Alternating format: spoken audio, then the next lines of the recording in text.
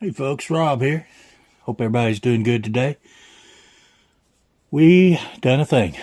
What we have here is a blue box with a Girsan in it. And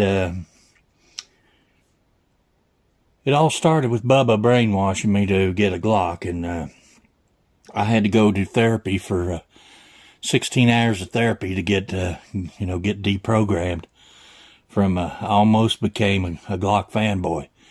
And it's, I had to go to therapy to get it out of my system. So anyway, we've moved the Glock 17 on, which, by the way, I never did shoot. But I've been working. I had put in 20 hours overtime this week, so I didn't get to shoot it. And so we decided to let it go. Not a Glock fan, never have been, never had one I ever kept. So what we traded for is a Girsan, and I traded with the good folks up there at Bypass Pond in Moorhead, Kentucky. If you're in the need for a short-term loan, go see the guys at Bypass Pond. They buy, sell, trade. There's their phone number and website. Their address is on there. So if you need a loan, if you're in the market, it's Christmas time's coming up. They have electronics, cameras, computers, musical equipment, instruments, tools, all kinds of jewelry, you name it, garden items. I don't know if there's anything they don't have. But go check them out. And, of course, they provide us with these pew-pews. So I did trade the Glock into to them. So it went to an FFL dealer. And we done all the federal paperwork and came out with this Girsan. Now, this is something I've been wanting for a while. Just hadn't got around to getting it. And this is one of my guns that I have on my list of guns I would like to have. Now, this is not an original, but what we have here is a Girsan copy of a Browning high power. Now, this is actually the compact model, so this is not the full size with the 5-inch barrel. Let's take our tags and stuff off of it here, and we'll take a look at this a little closer. So this is a gun that's always been on my list of guns that I wanted, is a Browning high power. And this one is pretty true to the high power design. This does have the magazine disconnect, and it doesn't have the drop-free mag, so this does have a lot of the features of the original high powers. I'm assuming high power grips will fit it. As you can see there, the magazines do not drop free, and a lot of countries want that. They don't want the magazine to drop out because then they lose them.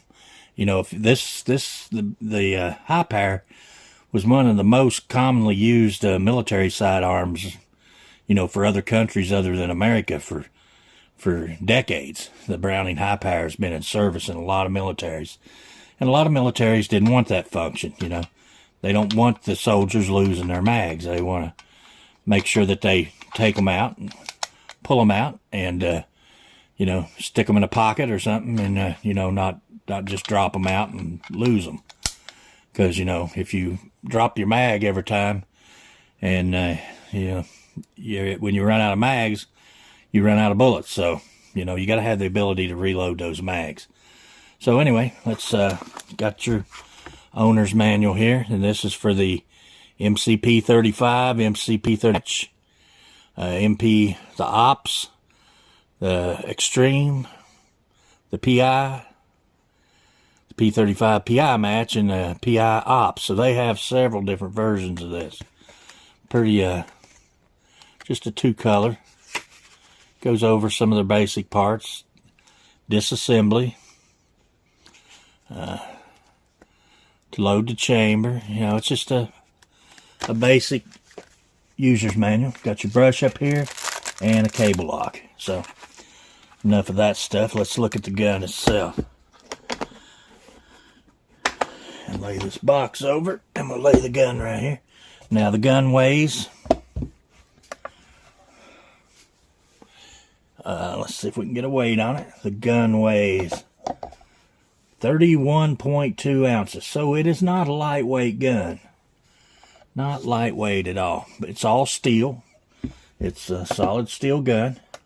Now they do make this in the PI, which I think is an aluminum frame. They do make one of these in a aluminum frame.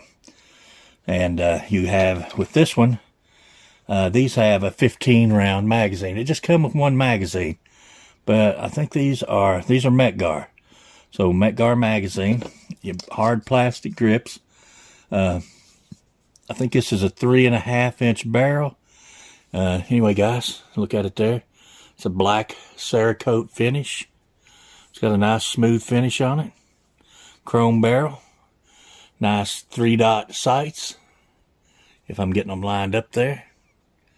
But you got 3-dot sights. You're dovetailed in the front, dovetailed in the rear. You got your extended slide release here, your safety, which apparently only works when it's cocked. And when your magazine's out, you cannot fire this gun. It does have the magazine disconnect. Now, with the magazine, this gun by no means has a great trigger. This gun, look at that. That's like, but Jeremy assures me that is all caused by the magazine disconnect. He has one of these. He took out the magazine disconnect, and he says it's as smooth as butter. So we'll probably be doing that with this, because you can hear that. Yeah. But once you get past that and get to the wall, you got a nice break, and you got a little bit of movement there, and then it breaks. Let's get some trigger pulls on it and see what kind of weights we get on this trigger. Get our Pride Fend trigger gauge out here and get it turned on. We'll do a few trigger pulls and see what we get for an average. Can y'all see that? I try to get it where y'all can see it. 6 pounds.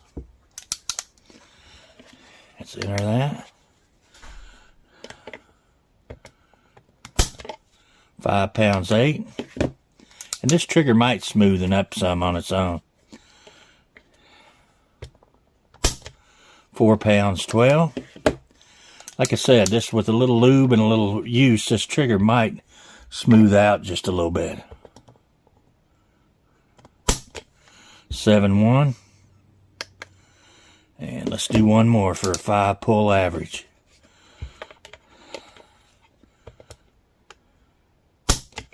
6.8. So we get a 5 pull average of 6 pounds 4 ounces. So there's our average for the trigger. 6 pound trigger. And Jeremy assures that will get better. This gun is designed to be carried cocked and locked. The safety is positive. It doesn't really click. It just clicks up, but it just kind of comes down. Okay, guys, we're going to go over the disassembly of this gun in order to clean it and maintain it. YouTube, I'm not adding anything to this or taking anything away. I'm just strictly taking it apart to show how it would be disassembled for cleaning and maintenance to maintain its safety and reliability. So anyway, first you want to check and make sure you're not loaded. You always want to check and make sure you're not loaded. Now right here on a high power, you got your takedown notch. And you want to push your slide back, and your safety actually comes up and catches in that takedown notch. Here's your safety notch, here's your takedown notch. Now in order to remove your catch here, you would push up on your magazine catch and just push out from the other side, and it pushes out easily. No tool required, it just popped right out. And then to disassemble, you would push back and let this come home, and off it slides. So, and you can see this one is well greased. Inside here you have a recoil spring, and this has a a flat spring that may be extremely difficult to get off. Let's see what I'm doing wrong here. I think I have to maybe rotate this out. You have to rotate that. See, if you see, it's got the notches in it. And it's going to sit like that, and then you have to turn it in order to get that to turn. And then it's just a flat wire spring on a steel guide rod. And then inside here you have your barrel. And your barrel locks up like a 1911.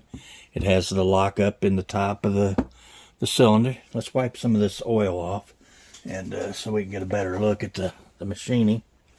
You pause here and I'll wipe this off real quick. Okay, I've wiped some of the oil off. It had a ton of oil on it from the factory.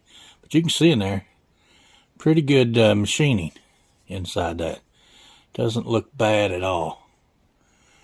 And the slide is, the Cerakote finish is nice and even.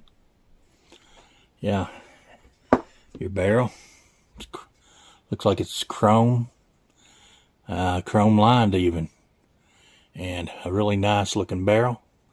Got a ramp there to it, and your frame itself, this is a chunk of steel right here, and really a compact gun, fits in your hand well. I hope I don't get hammer bite from that. It's a round hammer, so hopefully not.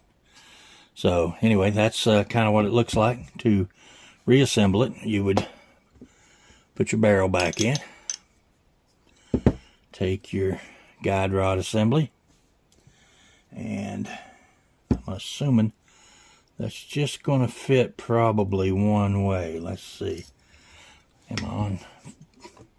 So we're going to start our guide rod assembly in, get it started back through the front, which might be trickier than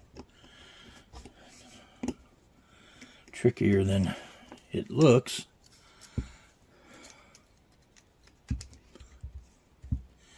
Yeah, that guide rod wants to dip down there.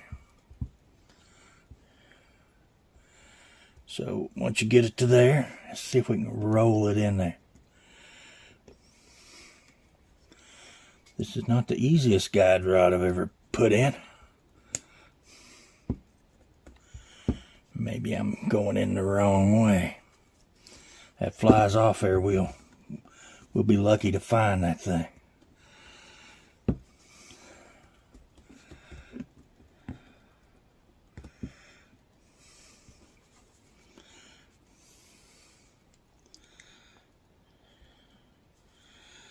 Alright, let's see what we can do with this thing.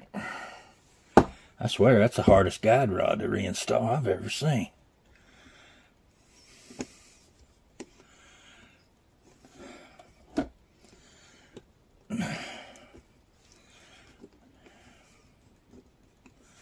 Is that the way it goes? No, I think it might go the other way. I think we might have to rotate it.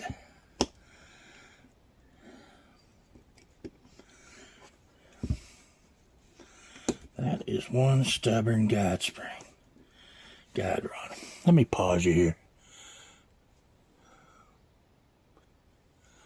Guys, that was a booger to get in, but once you get in, that's what it should look like. You got those little posts that fit in there. Not an easy gun to put the guide rod back in.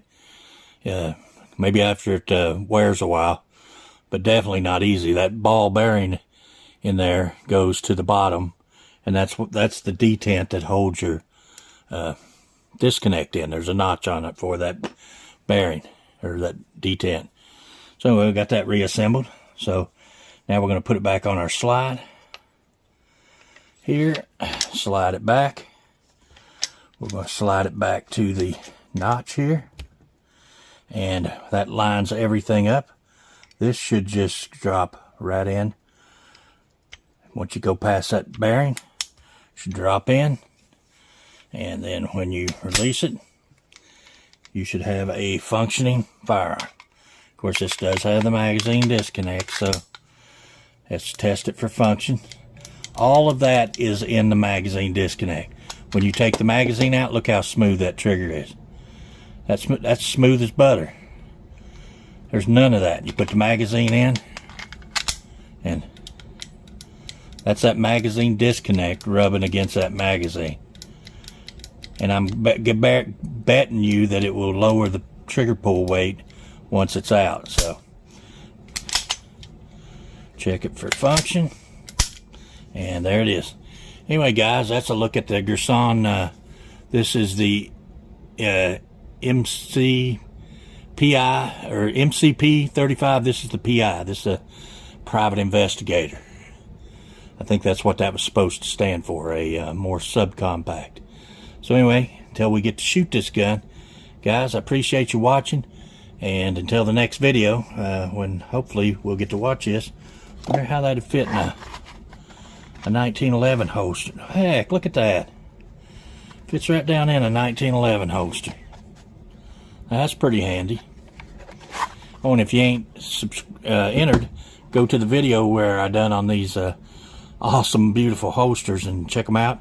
And this one's going to be given away to one of our viewers next Monday. So anyway, guys, appreciate it. Until the next video, we'll see you guys later.